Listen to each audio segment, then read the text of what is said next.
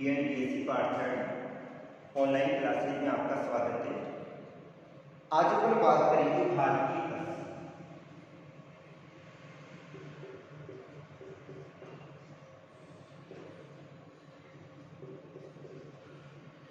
यानी कृषि का तात्पर्य क्या होता है? तो कृषि का तात्पर्य होता है फसलों को कृत्रिम ढंग से बोने की क्रिया क्या कहलाती है? कृषि कहलाती है। फसलों को कृत्रिम ढंग से बोने की क्रिया क्या कहलाती है? कृषि कहलाती है।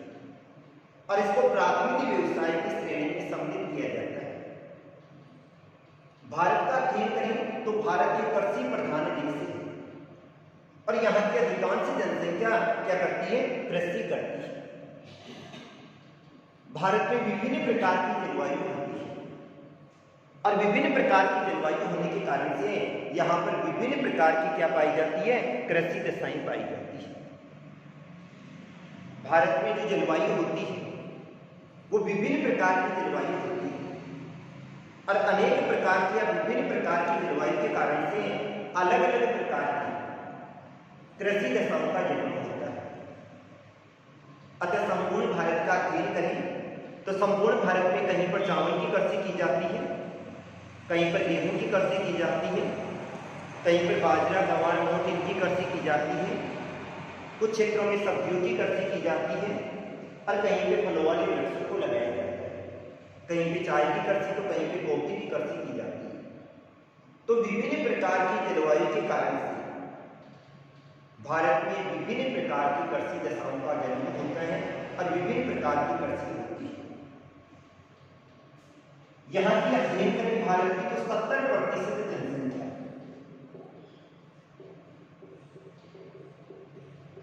वो कौन से व्यवसाय में लगी हुई है? कृषि व्यवसाय में लगी हुई है। भारत की 70% जनसंख्या कौन से व्यवसाय में लगी हुई है? कृषि व्यवसाय में लगी हुई है।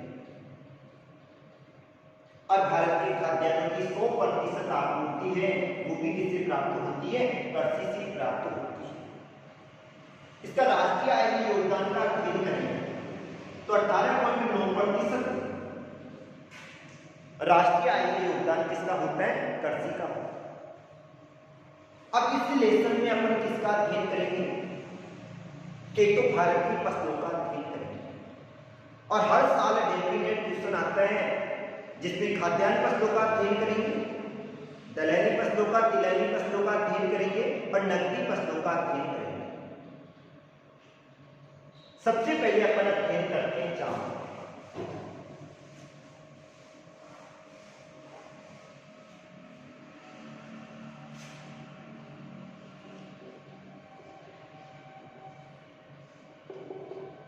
भारत में अगर अपन चावल की बात करें, वानस्पतिक नाम जो इसका है वो है ओराइजा सैटिवा।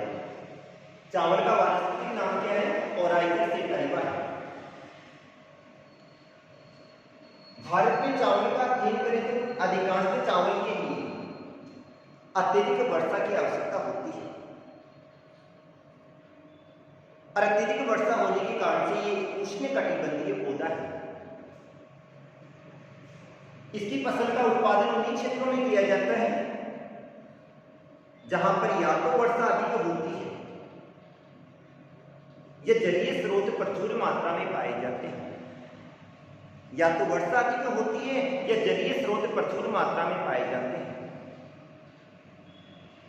क्योंकि इसके लिए जल की अत्यधिक आवश्यकता होती है। जल प्रिय पौधा है। तो अपन तीन चीजों का अध्ययन करेंगे। एक तो भौगोलिक दशाओं का अध्ययन करेंगे, एक इसके उत्पादन का वितरण का अध्ययन करेंगे। सबसे पहली बात करते हैं हम भौगोलिक दशा।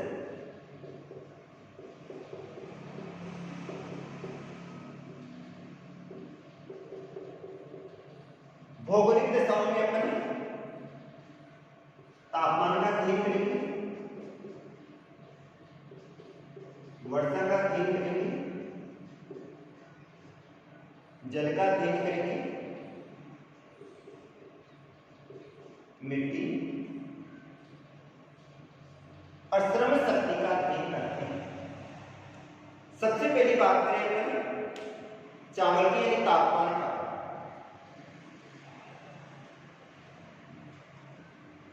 तो चावल क्या है, उष्णकटिबंधीय पौधा है। कौन सा है, उष्णकटिबंधीय।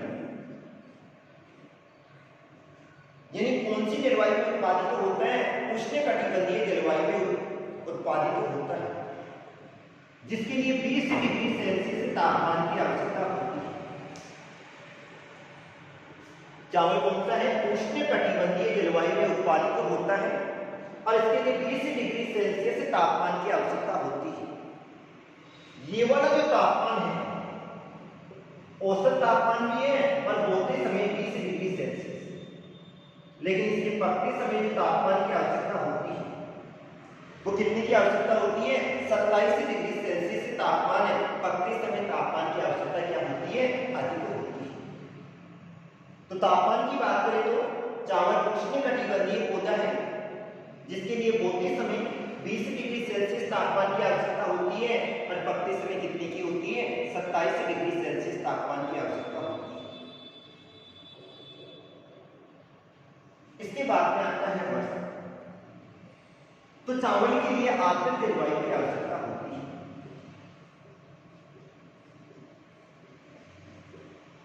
जलवायु कैसी चाहिए, आर्द्र जलवायु की आवश्यकता होती है, अर्थात लंबे समय तक आकाश बादलों से रहित तो होना चाहिए, क्योंकि अगर अधिक समय तक आकाश में बादल रहते हैं तो इसमें रोग तथा व्याधि अधिक हो जाती है। अतः बादलों से रहित मौसम की आवश्यकता होती है और 100 से लेके 200 सेंटीमीटर वर्षा की आवश्यकता होती है। 100 से लेके 200 सेंटीमीटर वर्षा की आवश्यकता होती है।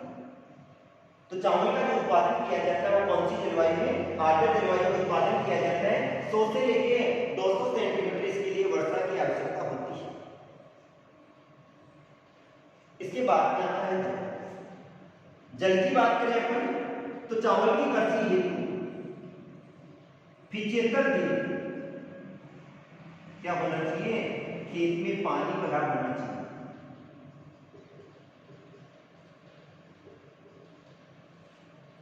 यानी 75 दिन कम से कम खेत में क्या होना चाहिए, पानी भरा होना चाहिए। अतः इसकी कृषि उन्हीं क्षेत्रों में की जाती है जहां पर या तो अत्यधिक वर्षा होती है, या तो डेल्टाई क्षेत्र होंगे या नदी वाले क्षेत्र होंगे या फिर बाद में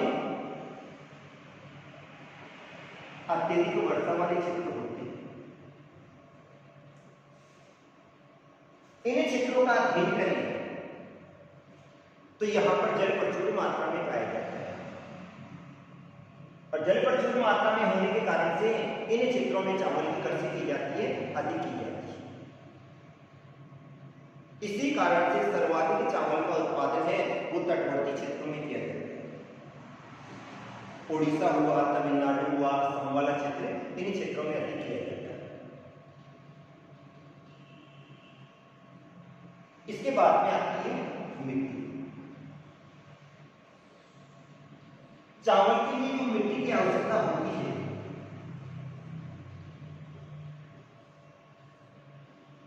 वो चिकनी दोमट, कच्छारी या काप मिट्टी की आवश्यकता होती है।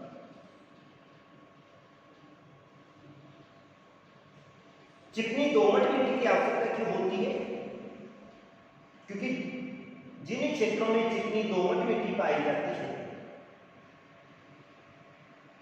इस मिट्टी की जलधारण क्षमता अधिक पाई जाती है। क्यों, क्योंकि चावल के लिए कम से कम 75 दिन खेत में पानी भरा होना चाहिए और जहां पर चिकनी दोमट मिट्टी पाई जाती है इस मिट्टी की जल धारण क्षमता अधिक पाई जाती है और जल धारण क्षमता अधिक होने के कारण से चावल का उत्पादन क्या किया जाता है, अधिक होता है और पानी की आवश्यकता भी क्या होती है, कम होती है। ये वाली मिट्टी उपजाऊ होनी चाहिए। अतः इसमें अपन क्या करते हैं, गोबर की खाद डालते हैं या हड्डी का चूर्ण या पोटेशियम नाइट्रेट जैसी यानी खाद डाली जाती है, जिसके कारण से मिट्टी की उर्वरा शक्ति अधिक रहती है। इसके बाद में आता है श्रम शक्ति। चावल की कृषि अधिकांशतः उन क्षेत्रों में की जाती है जहां पर वर्षा अधिक होती है और इसमें खेत में भी पानी भरा रहता है।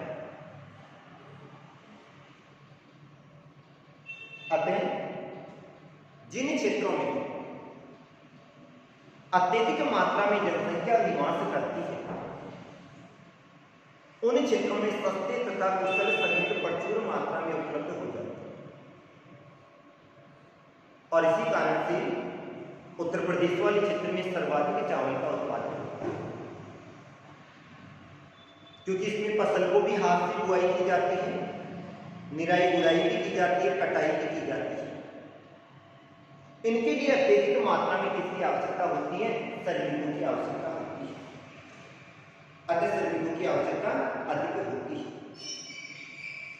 अब इसके बाद में अपन बात करते हैं चावल की कृषि। ये तो थी भौगोलिक दशा।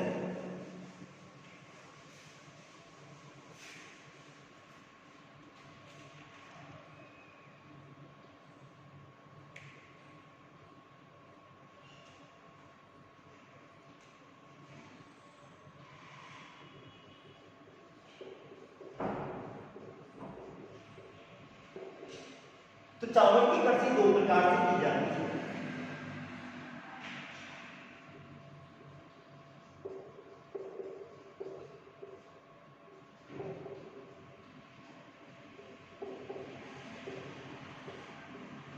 एक तो हल चलाकर की जाती है और एक पौध की रोपाई की जाती है। हल चलाकर या बीज को छिड़क लिया जाता है और उसके बाद या फिर दूसरी विधि होती है पौध रोपाई। सबसे पहले पौध तैयार की जाती है। सबसे पहले तो क्या की जाती है? पौध तैयार की जाती है और उसके बाद में जैसे 3-4 सप्ताह में पौधा 10 से लेकर 15 सेंटीमीटर का हो जाता है। 3-4 सप्ताह में जैसे ही पौधा 10 से 15 सेंटीमीटर का हो जाता है, पहले से तैयार खेतों में इसकी क्या की जाती है? रोपाई की जाती है। तो दो विधि हो गई, एक हल चलाकर और दूसरा पौध रोपाई। अब इसमें चावल की 3 फसलें की जाती है। होश या अंश,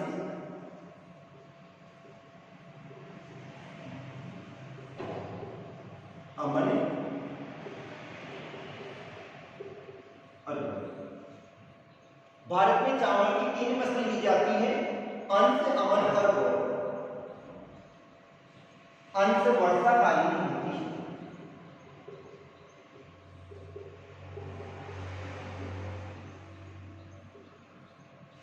ये वाली शीतकालीन होती है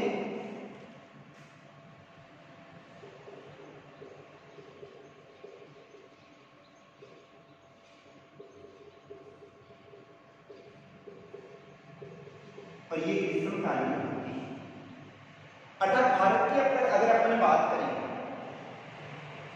तो भारत में पूरे वर्ष पर चावल की फसलों का उत्पादन किया जाता है और वर्ष में 2 या 3 फसलें ली जाती है। इन तीनों फसलों को अंश, अमन और बोरो कहा जाता है। इसको अप्रैल में बोया जाता है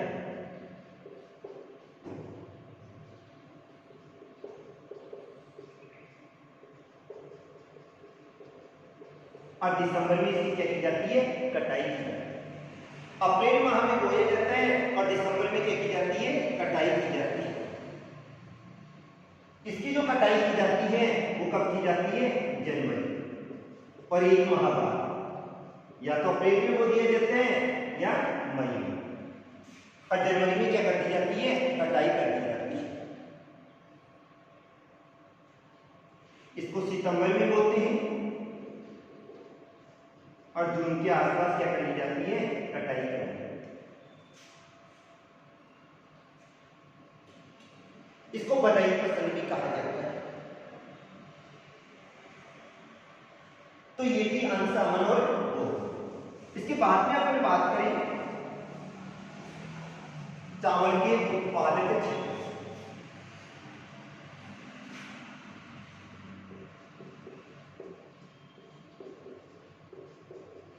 उत्पादक क्षेत्रों की बात करें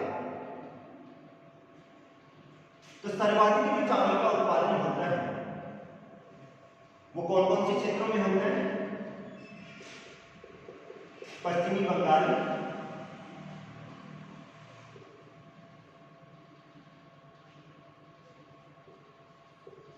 उत्तर प्रदेश,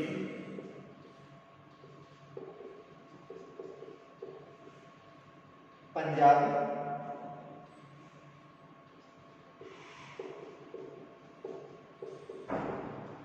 तमिलनाडु,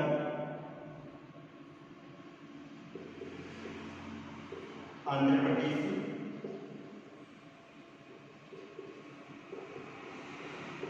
ओडिशा,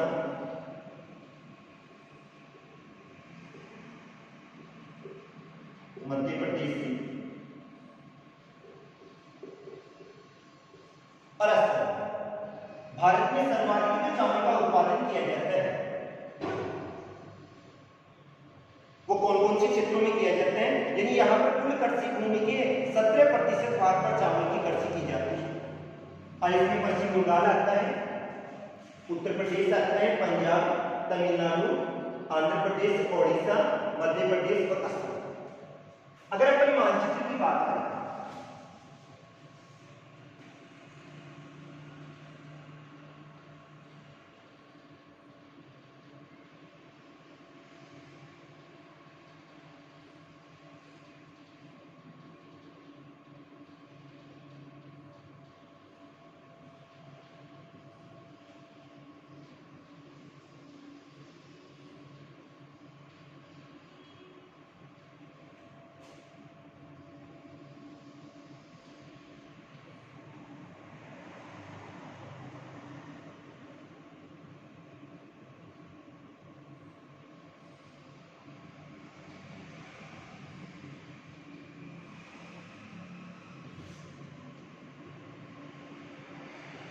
यानी भारत में चावल उत्पादन की बात करें तो चावल उत्पादक क्षेत्रों को दो भागों में बांटा जाता है।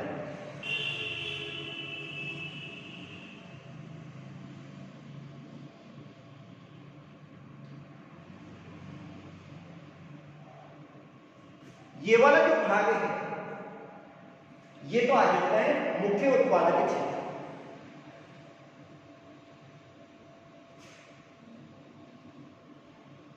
ये पूरा का पूरा आ गया मुख्य उत्पादक क्षेत्र।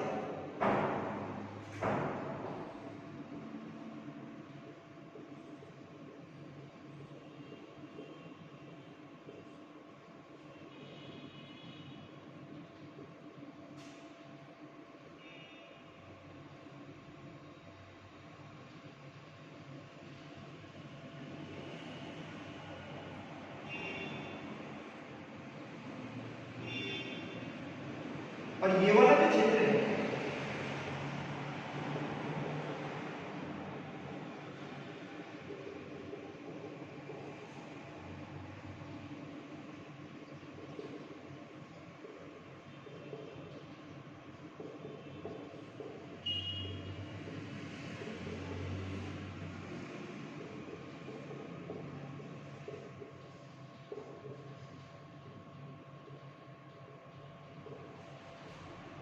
यानी ये तो हो गया मुख्य उत्पादक क्षेत्र और ये वाला हो गया गौण उत्पादक क्षेत्र।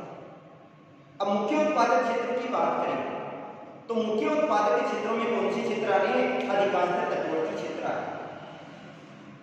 अधिकांशतः कौन से क्षेत्र है? तटवर्ती क्षेत्र। और गौण उत्पादक क्षेत्र आंतरिक क्षेत्र है। यहाँ पे तो वर्षा के द्वारा चावल का उत्पादन किया जाता है और यहाँ पे अधिकांशतः सिंचाई के द्वारा चावल का उत्पादन किया जाता है। अब सबसे पहले आता है पश्चिमी बंगाल। पश्चिमी बंगाल संपूर्ण भारत का अध्ययन करेगा तो कुल चावल उत्पादन का 14% भाग उत्पादित करता है। कितने प्रतिशत भाग? 14% भाग उत्पादित करता है और प्रथम स्थान पर आता है। इसके कौन कौन से क्षेत्र आ जाते हैं? यहाँ पर 22% भूमि पर चावल की कृषि की जाती है और सहारनपुर हुआ, गोरखपुर हुआ, देवरिया हुआ, ये सारे के सारे क्षेत्र इसके अंतर्गत आ जाते हैं। इन क्षेत्रों में सर्वाधिक चावल का उत्पादन किया जाता है। दूसरी बात आती है उत्तर प्रदेश। पहले तो चावल उत्पादन यहां पर अधिक होता था, लेकिन वर्तमान का अध्ययन करें तो यहां पे प्रति हेक्टेयर पैदावार कम हो गई और प्रति हेक्टेयर पैदावार कम होने के कारण से यहां पर चावल का उत्पादन क्या हो गया? कम हो गया। ऐसे ही पंजाब का अध्ययन करें। पंजाब में चावल की कृषि कम की जाती है, गेहूं की कृषि अधिक की जाती है, लेकिन उत्पादन की बात करें तो यहां पे प्रति हेक्टेयर पैदावार अधिक होती है। क्यों?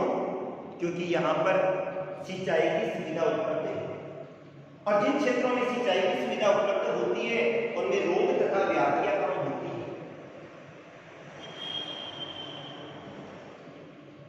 अतः यहां पर प्रति हेक्टेयर पैदावार अधिक होती है। यहां पर 3952 किलोग्राम प्रति हेक्टेयर चावल का उत्पादन होता है। और इस क्षेत्र का अध्ययन करें तो यहां पर उपजाऊ मिट्टी भी पाई जाती है। हरित क्रांति के कारण से इस क्षेत्र में चावल की कृषि क्या होती है? अधिक होती है। ऐसे अन्य क्षेत्रों का अध्ययन करें तो तमिलनाडु हुआ, तंजावुर, नीलगिरी, ये वाले इन क्षेत्रों में भी चावल की कृषि की क्या की जाती है? अधिक की जाती है। चावल का उत्पादन क्या होता है? अधिक होता है। आंध्र प्रदेश में हुआ, नेलोर हुआ, कुड़प्पा हुआ, इन क्षेत्रों में चावल की कृषि की जाती है। ओडिशा में कटक हुआ, बालासोर हुआ, इन क्षेत्रों में चावल का उत्पादन होता है। मध्य प्रदेश में बालाघाट हुआ, मांडला, जबलपुर और असम में शिवसागर और भोपाल सागर, इन क्षेत्रों में चावल की कृषि क्या की जाती है? अधिक की जाती है। तो भारत में चावल के मुख्य उत्पादक जो क्षेत्र है वो पश्चिम बंगाल हो गया, उत्तर प्रदेश, ये दोनों की स्थिति इस प्रकार से पाई जाती है। कभी पहले स्थान पे ये हो जाता है, कभी पहले स्थान पे ये। पंजाब हुआ, तमिलनाडु, आंध्र प्रदेश, ओडिशा, मध्य प्रदेश और असम, इन क्षेत्रों में चावल का उत्पादन क्या होता है? अधिक होता है। अब एक खाद्यान्न फसल जरूर आती है। कल अपन अध्ययन करेंगे गेहूं का। Thank you.